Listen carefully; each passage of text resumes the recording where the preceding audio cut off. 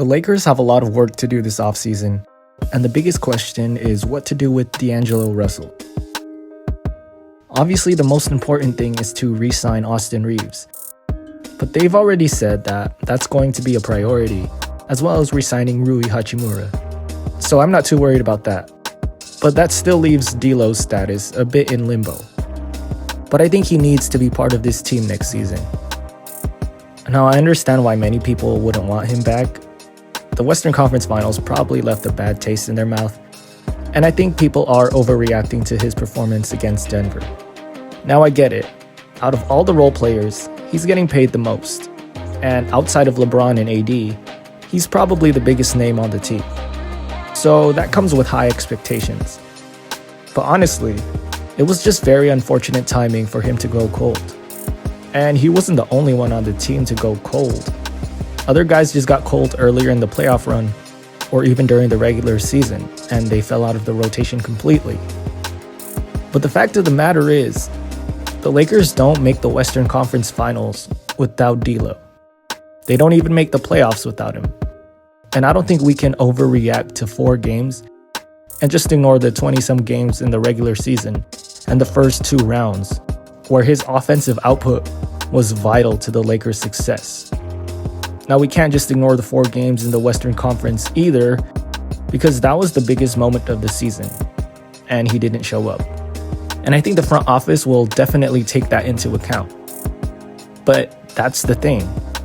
D'Lo not showing up for the Western Conference Finals is probably the best thing to happen for the Lakers in terms of his contract negotiations. Obviously, it was the worst thing in terms of their championship aspirations this past season. But moving forward and constructing a roster for next season, this is great for the Lakers because he now has shown what he is and what he's not. And not just to the Lakers. He showed the entire league that he's not a max player. The market for him is not going to be great this offseason, and I don't think anybody is going to offer him the max. It's unfortunate for him because he cost himself a lot of money, but it's great for the Lakers because now they can pay him something a lot closer to his value. This far into his career, he is who he is, and he's shown that he's an 82-game player, not a 16-game player, which is not necessarily a bad thing. It's just a fact. And you're going to need those 82-game players, especially when your 2 best players are getting closer and closer to being mainly 16-game players and not so much 82-game players. And even in the playoffs, we saw that LeBron was very reliant on other guys scoring, including D'Lo. LeBron just didn't have those playoff outbursts that we're accustomed to seeing. I think that's mostly due to his injury, but on the off chance that that's just who he is now that he's 38, you're going to need that offense to come from somewhere else. And D'Lo is clearly one of the better options. I mean, there's not really a better option out there, at least one that's realistic.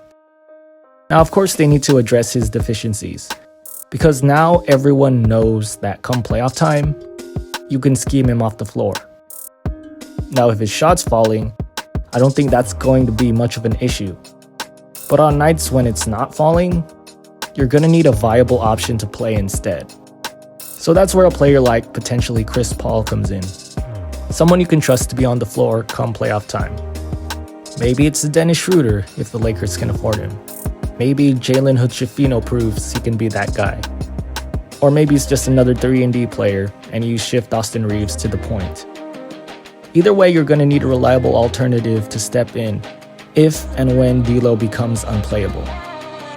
So I think re-signing D'Lo is the Lakers' best option. It just makes too much sense. Financially, it makes sense. It makes sense from an asset management standpoint. You don't want to just give him up for nothing. But most importantly, it makes sense on the court. He fits great not only with LeBron and AD, but he and Austin Reaves play so well off of each other. And these guys only played together for a few months and were able to overcome a 2-10 start and make it to the Western Conference Finals. They clearly have something special, and I think it can only get better from here.